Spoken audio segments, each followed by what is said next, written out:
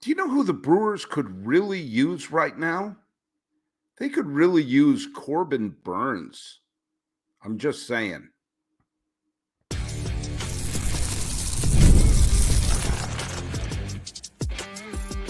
You are Locked On MLB, your daily MLB podcast. Part of the Locked On Podcast Network, your team every day.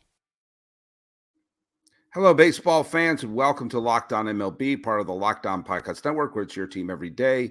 This is the daily podcast. We talk about all of Major League Baseball. I am your host, Paul Francis Sullivan. If you don't believe me, I'm going to prove it. I've got a lower third where I'm called Sully. I've been a baseball podcaster for well over a decade now, and this is my sixth full season here at the Locked On Podcast Network, where I'm doing double duty this year. I'm the host of Locked On MLB. I'm also the host of Locked On A's. I'm doing both of them. Follow us at Locked On MLB Pods on Twitter or whatever it's called now.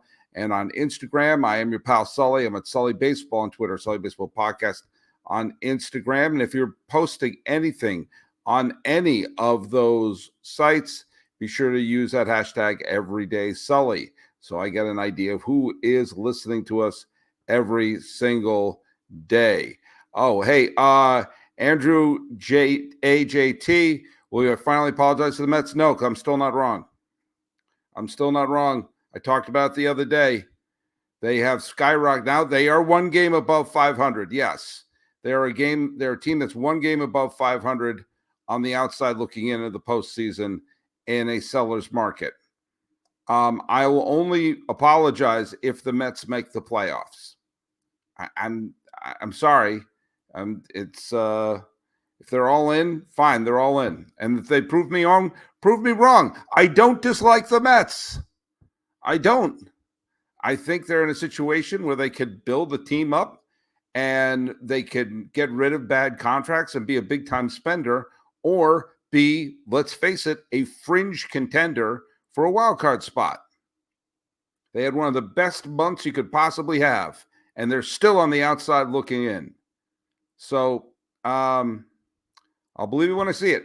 But we're not talking about the Mets today. We talk about them playing. We're talking about a team that's actually a playoff team right now and has been the last few years. That's the Milwaukee Brewers. And that's going to be a big topic of today's conversation. But not until I tell you that today's episode is brought to you by Booking.com. Booking.yeah. The right stay can make you a fan of any city, even your rivals. Check out Booking.com for your stay today. Hey, this is how good Booking.com is. Andrew JT would fall in love with Philadelphia if in the right hotel. I was in Philadelphia just a couple of years ago. I was in a fabulous hotel that was right across the street from the big, huge building that, what was it?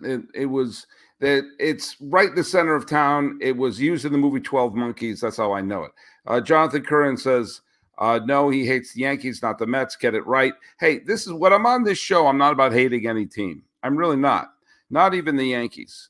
I make no bones about the fact that I'm not a Yankee fan, but I will praise the Yankees when they do things right, and I will dogpile them when they do things wrong. And they've done a couple things really right. I've dogpiled all over Brian Cashman, but so far the Soto moves worked out great, and some other things have worked out great. And the Yankees are they need to win it all this year because it's been too long. Hey, no one gave any attempt at the trivia question yet on any of the social media sites, so I'm going to ask it again at the end of the show. See if anyone will bite. Yeah, the Milwaukee Brewers really could use Corbin Burnes right now. No offense to Mr. Joey Ortiz, who's their everyday third baseman, who they acquired in the trade with Corbin Burnes, and DL Hall pitched, gave him 4 starts and then lived up to his name. I know it's called the injured list, but I couldn't resist that. But the Brewers could really use a Cy Young caliber starting pitcher right now. That being said, Freddie Peralta is, as always, a very good pitcher, and he's pitching quite well this year. Joe Ross was pitching okay, but he's on the 60-day DL, and I don't know if we're ever going to see him again. Robert Gasser pitched pretty well over 5 starts. He's on the 60-day DL. I'll tell you, 2 players And who saw this at the beginning of the year? Who have played very big roles in keeping the Milwaukee Brewers at the top of the National League Central have been Colin Ray and Tobias Myers. Who went to FanDuel and put money on that? Tobias Myers is still pretty young. He's in his mid-20s. Rookie pitcher. A dark horse. It certainly should get some Rookie of the Year votes for this year. And Colin Ray, who I keep wanting to say Colin Hay from Men at Work. But Colin Ray has been cashing a paycheck since 2015, which is so long ago that was a year the Mets were in the World Series. He's bounced around between the Padres, the Marlins, the Cubs. He made 22 starts last year with the Milwaukee Brewers. So he's not brand new to the Brewers rotation, but he has been, when you consider all the injuries that they've had and the loss of Burns, he's been solid. You don't know, maybe Jacob Junis is going to come back and do something all right. But the Brewers have been doing some interesting throw some spaghetti at the wall moves recently, and I admire that. They acquired Dallas Keuchel the other day. And when I saw that the Brewers acquired Dallas Keuchel from the Seattle Mariners, I thought maybe this was like that scene in Field of Dreams when Ray was taking a walk down the street in Minnesota and then didn't even realize it, but he transported back to 1972 when he found Moonlight Graham. I thought maybe I time traveled without realizing it. By the way, I've now in this episode, I've made references to two films that bring about time travel. I mentioned 12 Monkeys earlier. Now I'm mentioning Field of Dreams. If I bring up Jean-Claude Van Damme at Time Cop, you can get an additional $20 off of anything at booking.com. And today, or I guess yesterday afternoon, the Brewers made another trade, which I thought was a pretty smart trade. They traded away. They made a deal with the Tampa Bay Rays, who it's odd because the Rays have been playing okay recently, and they're on the fringe of the playoffs, but they always know, all right, we can deal with this person or that person. Aaron Civale, who pitched very well for the Indians, they were called the Indians then, when he was there. The Rays picked him up, and he really never really caught on with the Rays. He's been a disappointment with the Rays, but he's a talented pitcher. And maybe, just maybe, what the Brewers are hoping for is that, look, you're not asking Dallas Keuchel to be the Cy Young winner that he was when he pitched for Houston. But I said, can you give us a couple of decent months? They're not asking Aaron Civale to be the pitcher he was in 2021 with Cleveland. But can you give us, 8 or 9 good starts? And that's pretty much what they need to do to hold on to the National League Central. It cost them Gregory Barrios, who is an infield prospect, who's one of their top 20 prospects, is a shortstop who will go to the Tampa Bay Rays and probably wind up being a 40-40 man. Okay. By the way, there is no discount, an additional discount for me mentioning Jean-Claude Van Damme. I need to make that absolutely. That was a joke. That was an absolute joke. But I admire the Brewers for this reason. This year was a year that the Brewers looked like they were going to get punched in the mouth. And I did say at the beginning of the year that if the Brewers stumbled out of the gate, that they probably would become big-time sellers. They traded away their ace and got, I thought, a shockingly small bounty for him. And in fact, a bunch of the other teams that desperately needed an ace pitcher like Corbin Burns, I bet they were looking around going, geez, we could have forked that over.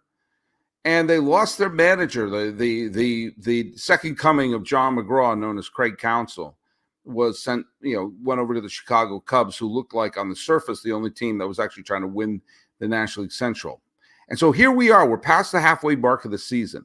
We're approaching, the All-Star break is right around the corner. The trade deadline's right around the corner. And the Brewers are probably not going to fork away some of their top prospects.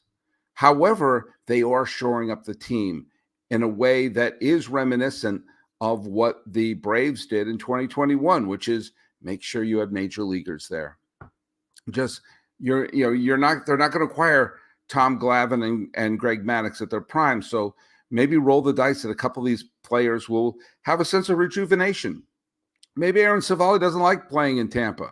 Maybe Dallas Keuchel's sick of being in exile in the minor leagues in the Mariners system and saying, hey, I got another shot to make it. Keuchel's got a World Series ring under his belt. I bet he'd like to get back. And the Brewers remain one of the few franchises in baseball that have never won a World Series. But the city of Milwaukee has had a champion in 1957. For me, the baseball historian, I would like to see the Brewers win the World Series, if for no other reason than it will make it easier to answer the question, when was the last time the city of Milwaukee had a World Series title?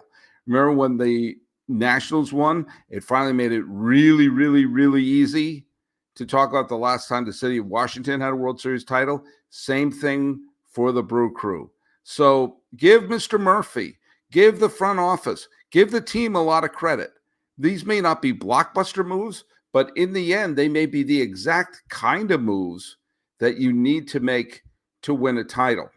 Hey, when we come back, I'm going to pay tribute to two players whose birthday it is today, who may not be Hall of Famers, but have interesting legacies for their teams, for the idea of what makes a champion, and oh yeah, how to reinvent yourself completely and extend your career.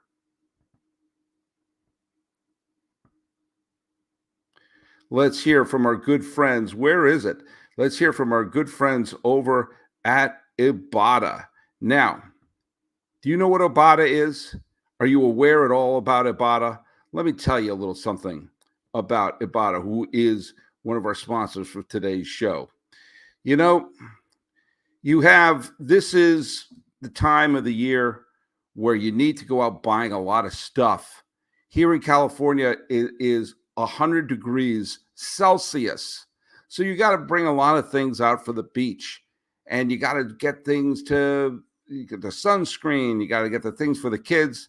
But if you go out shopping, use Ibotta and get cash back on all your purchases when you stock up on your summer essentials. Ibotta is a free app that lets you earn cash back every time you shop. Earn on hundreds of items from groceries to beauty supplies, even toys. So you can make sure you're beating inflation no matter what you're purchasing. The average Ibotta user earns $256 per year. That could cover the cost of an entire shopping trip, that flight you've been eyeing, or a fancy dinner you've been craving. That may even be able to buy you a hot dog and a beer at a Major League Baseball game. Other apps give you points that don't amount to much. With Ibotta, you earn cash back that you can withdraw to your bank account, PayPal, or gift card. Simply add offers in the app, upload your receipt, and voila, the money is yours. You can save on over 2,400 brands and shop at 4,000 retailers, or maybe only 1,000, including your favorite grocery stores, Lowe's, Macy's, Sephora, Best Buy, and more. It's time you joined the over 50 million users who use Ibotta to earn cash back every time they shop. Right now, Ibotta is offering our listeners $5 just for trying Ibotta by using the code LOCKEDONMLB when you register. Just go to the App Store or Google Play Store, download the free Ibotta app, start earning cash back, and use the code LOCKEDONMLB. That's IBOTTA at Google Play or the App Store, and use the code LOCKEDONMLB. Ibotta, you oughta. That is how we do things. Try Ibotta today. Hey, where is your hub for all of your sports info? Where do you get the latest news and takes? Make the switch to Locked On Sports Today, a free 24/7 streaming channel programmed for you every day to bring you the biggest stories in all sports. Locked On Sports Today brings you can't-miss analysis, opinions, and news. Streaming 24/7 on YouTube or on the free Amazon Fire TV channel app, part of the Locked On Podcast Network, where it's your team every day. Hey, happy birthday to two big stars that mean a lot to me as a baseball fan. The first one is Frank Tanana. I remember Frank Tanana was a big star when I was just starting to follow baseball.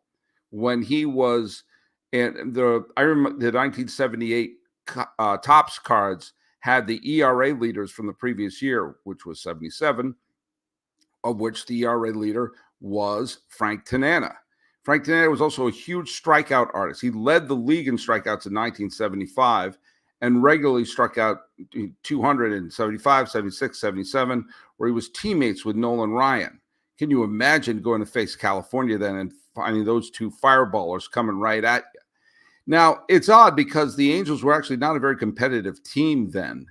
And players like Tanana would win 19 games and lose 10 with low ERAs, high strikeout totals, and pitching 288 in the third innings, and somehow losing 19 games one year, 10 games the next year, 12 games another year, because the Angels couldn't hit. Their offense didn't start cooking until they acquired Rod Carew. And in 79, the Angels finally made the postseason. The Orioles made quick work of them, although it was a pretty competitive series in 4 games against the Orioles in 79. But the Angels took the turn, finally were a playoff team, and almost immediately lost Nolan Ryan to free agency and started to see the downfall of Frank Tanana, one of the biggest fireballers in all the game of baseball. The Red Sox in 1982 realized they needed pitching depth, and they made one of the single worst trades in the history of their franchise, which is saying something when they traded away Babe Ruth. Off went Freddie Lynn. To the Angels, coming back was Frank Tanana. It was there were 2 trades. It was very complicated. A lot of players came and went. My beloved Butch Hobson and Rick Burleson and Steve Renko and Fred Lynn. But eventually Lynn went on to continue to be an MVP candidate with the Angels. And Tanana spent 1 injury-plagued year with the Red Sox before signing with the Rangers. And he was a mess. His career was falling apart. His ERA skyrocketed. His innings he pitched started to plummet. His strikeout totals started to fall apart. And he could no longer have the great velocity. So do you know what he did? He completely changed the type of pitcher he was. He went from being a flamethrower to a junk ball artist. And what did he do? He added a decade to his career. By the time he was playing for the Detroit Tigers in the mid-'80s, he was throwing 200 innings again. He had pretty decent strikeout totals again. He was winning piles of games again, but now was doing with pitches that couldn't break a pane of glass. And with that, Frank Tanana he wound up throwing in his career 2,773 batters. He's among the top 26 of strikeouts in a career. He also has the second most wins for any pitcher who never won 20 games. He had an extraordinary career and helped pitch the Tigers into the playoffs in 1987 with a complete game victory over the Toronto Blue Jays. There's a lot to learn from Frank Tanana. He was one thing. He no longer could be that thing, so he became something else. I could think of, I bet there are other people you could think of. Dennis Eckersley was an all-star starting pitcher. He became a great reliever. There have been other people who have reinvented themselves. But to do it as dramatically as Frank Tanana, I've always admired him.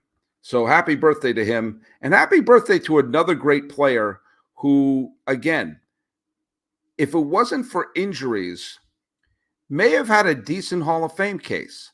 Moises Alou was part of the great Alou family. His father was Felipe Alou. His uncles were Jesus Alou and Matty Alou. The 3 of them at one point were the starting outfield for the San Francisco Giants. He's also cousins of Mel Rojas and Jose Sosa, and is a brother of Luis Rojas. The Alou family is a dynasty. Now, Moises Alou, who played for his father, he was part of that great Montreal Expos team that just had the rug pulled from him when they had the best team in baseball, and suddenly the strike hit, and away they went. He had a fabulous year, finished 3rd in the MVP vote in 1994, the year of the strike. He continued to be an elite player, but found himself being injured a bunch. He missed the entire 1991 season. He missed the entire 1999 season later in his career. And throughout his career, he would sometimes play 150 some odd games, but a lot of times only play 100 here and 93 there. In 1997, he signed with the Marlins as a free agent, and he finally got to go to the World Series that he was denied. And while he struggled in the League Championship Series and the Division Series, He exploded in the World Series. He had 3 home runs, drove in 9 runs over the 7 games. He batted .321 with an OPS of 1.101, and had big hit after huge hit, and should have been named World Series MVP. There was no doubt in my mind he was the World Series MVP, but he did not win the World Series MVP. Livan Hernandez won the World Series MVP. Yes, Livan Hernandez won 2 games. He also had an ERA over 5. He won it because there was still so much buzz about the 15 strikeout performance he had against the Atlanta Braves in the League Championship Series, which was aided by Eric Gregg's strike zone, which went from basically one edge of the plate to Tampa. And remember, the game was played in Miami. What I'm saying, it was a wide strike zone.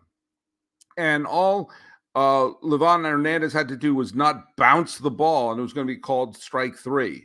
And so there's this buzz that, hey, this great new ace is pitching, And I do believe that carried over and to the World Series MVP vote, which so obviously was Moises Alou.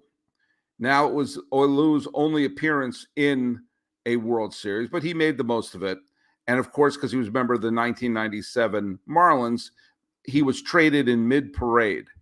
The Astros sent Mark Johnson, Manuel Barrios, and Oscar Enriquez for Moises Alou. Good trade. Through the years, he bounced around a little between the Astros, was famously the left fielder during the Bartman play. I hate bringing up the Bartman play. I hate that we know his name. He was reunited with his dad and became an all-star again with the San Francisco Giants in 2005, where he played alongside Barry Bonds. And he finished his career with the 2 collapsing Mets teams of 07 and 08. Along the way, he had a career batting average of .303, a career OPS of .885. 3 times he was in the top 10 of the MVP candidate, twice in the top 5. He finished with 2,100 hits. And when you consider all the time he missed, including 2 entire seasons, there would have been an outside chance for getting 3,000 hits and 400 home runs. Those are 2 players, perennial all-stars, people who came back from injuries and had a lot of glorious moments. Are they Hall of Famers? No, but they should be beloved by their fan bases, albeit for Alou, those fan bases were where? Montreal, Miami, for 1 year. It's tough when you bounce around like that. But happy birthday, Frank Tanana, and happy birthday to Moises Alou. 2 players who knew how to reinvent themselves and, quite frankly, were very, very easy to root for. When we come back, let's talk a little bit about the games that are going on today. Hey, this episode of Locked On MLB is brought to you by Booking.com. Yeah. Summer's heating up, and believe me, it is a kiln outside. And it's a great time to travel for baseball games. Jessica, who's one of my teaching assistants in my classroom, has been going to games all up and down California. And me, I went to New York State, and I went to see ball games in Buffalo and Syracuse and made a trip all the way to Cooperstown. And with all those hotels to book, the right place to check out is Booking.com. I found a great hotel in downtown Buffalo, right in the middle of the city, a really nice, safe hotel near the college in Syracuse, and a wonderful bed and breakfast right around the corner from the Hall of Fame in Cooperstown. And Booking.com made it easy to find all of those places, from hotels that overlook the stadium to wonderful, quaint bed and breakfasts. Booking.com has so many choices across the United States for you to travel and make your baseball trip. The right stay can make you a fan of any city, even your rivals. Book today on Booking.com or in the Booking.com app. What is that? It's Booking.com. Yeah. But baseball trips need more than just a hotel to stay in. You need tickets too. That's why you got to use Gametime. Gametime is an authorized ticket marketplace of Major League Baseball, which makes getting tickets faster and easier.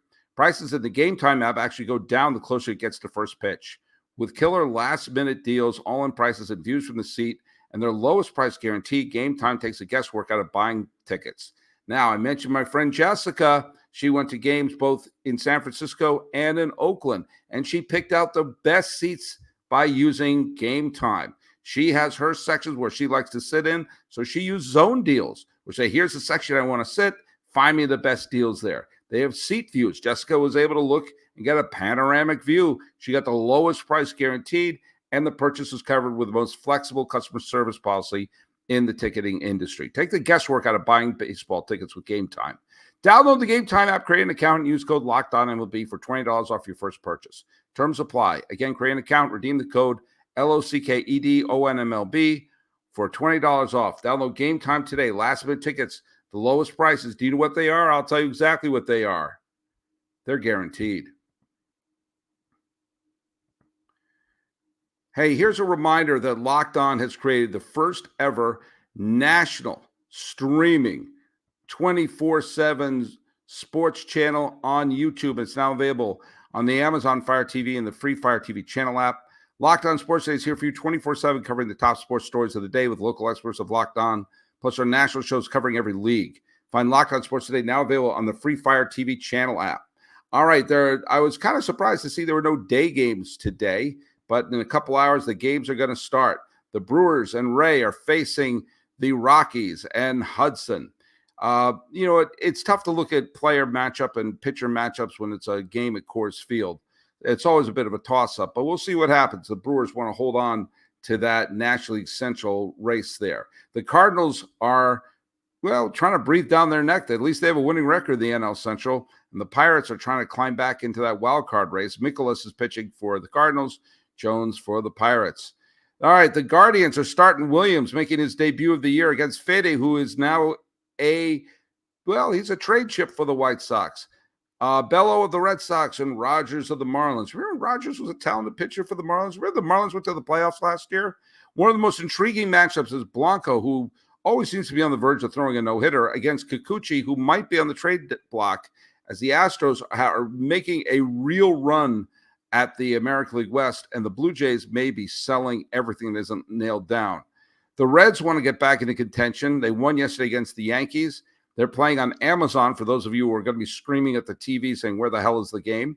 Rodon, who started off the season wonderfully, has been slumping. But again, every Yankee pitcher has been slumping. We'll see what happens there. Hey, the Mets have a winning record. Let's see if they can build on that against the Nats. I would like to be wrong about the Mets. I just don't think I am.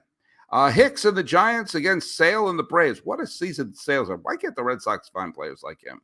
The Padres are trying to hold on to their grip in the National League wild card with Mazur pitching against Gray of the Rangers. The Rangers, the defending champs, are falling like an absolute rock, and they may be sellers before you know it. Hey, Zach Wheeler is putting together a phenomenal season for the Phillies, who I still think are the best team in baseball. The Cubs really, really, really need to turn things around. Imanaga's going for them today. The Royals, they don't have Civale. Oh, boy, how Rays fans will lament that. They're going up against a former Ray, Waka. It is Rays Royals. The Royals want to hold on to the wild card. The Rays want in.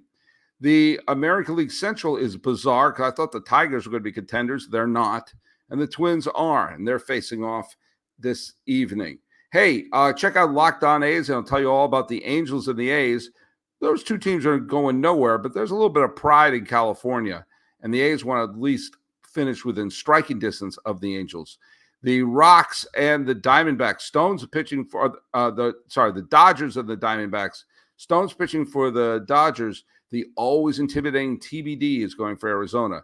And in the most interesting game of the day is Orioles-Mariners. The Orioles want to pull ahead in first place in the East. The Mariners need to start turning things around because they're in first place, but the Astros are breathing right down their neck. Kramer versus Gilbert there. So it's going to be a fun, full night of baseball, and then it's going to be the 4th of July. And so we're going to be doing a new show on there. Let's just sort of say, oh, by the way, I'm going to give the question in just a second, but Moz from Moz said, let's start some comment section drama. Scott Horsemeyer is a Googler. He's Googling the answers. You better not be. You better not be Scott Horsemeyer, but I know you're going to get this one right. I asked it the other day. I didn't get any answers for it. Who is the first Oakland A's hitter to hit a home run? Who hit the first ever home run for the Oakland A's. We've had the 9,000th home run, which was by Zach Geloff. He didn't hit all of them. That would be a record. Who hit the first ever home run by a member of the Oakland A's? Well, as you can tell, I'm doing this from a conference room because I had to get today's show in. And Jonathan Curran says it's my fiance's birthday today. She's my MVP, I must say. Well, there you go. But she did not own baseball because she didn't get a home run yesterday. So we'll put a couple of shows up tomorrow, one on Locked On A's and one on Locked On MLB for the 4th of July. And I think I'm going to be appearing on Locked On Sports today at some point. Anyway, follow us at Locked On MLB Pods on Twitter and Instagram. I'm your pal Sully. I'm at Sully Baseball on Twitter, Sully Baseball Podcast on Instagram. Give me the Brewers some love and admiring the fact that they're going for it and paying tribute to 2 stars who reinvented themselves and picked themselves up after injury. This has been Locked On MLB for the 3rd of July, 2024. I'm your host, Paul Francis Sullivan. Please call me Sully.